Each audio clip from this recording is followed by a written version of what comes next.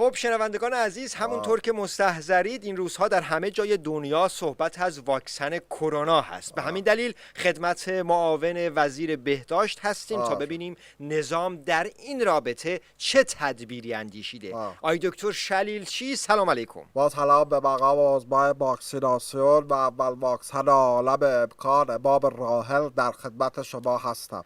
آقای دکتر میخواستم ببینم که شما آیا واکسن فایزر رو وارد کردین؟ ببخشید واکسن چه چیزر؟ ما الان خودمون فایزر. ما الان خودمون داریم واکسن تولید میکنیم. الان بقیه کشورها زنبیل گذاشته از ما واکسن بخرن.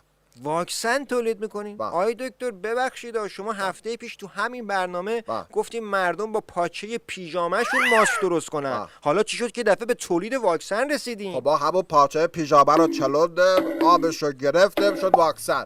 حالا فرمولش من نمیتونم بگم چون کار دکتر فخرزاده بوده که با خودش به درک اعلا برده.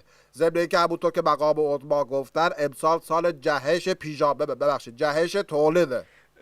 بله خب حالا این واکسنی که تولید کردین تست هم کردین؟ بله تست کردیم. اتفاقا خیلی موفقیت آمیز بوده. آخرین نمونه‌اش هم آیت الله یزدی بود که از بس جنسش خوب بود که سرزرب آنتی رهنتشون عمل کرد و خلاصه الفاتحه.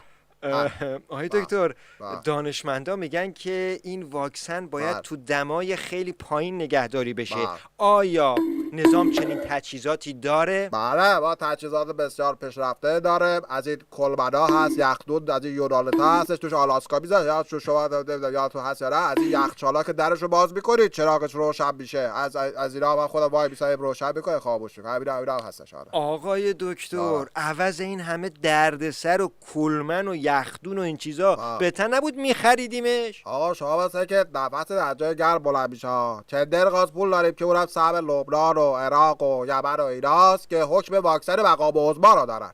حالا شما با همین روغن بنفشه کنار بیا که این حماسه واکسن نظام رقم بخوره، بعد بقیه شما حالا با هم دیگه صحبت می‌کنیم. بله با تشکر از دکتر شلیلچی.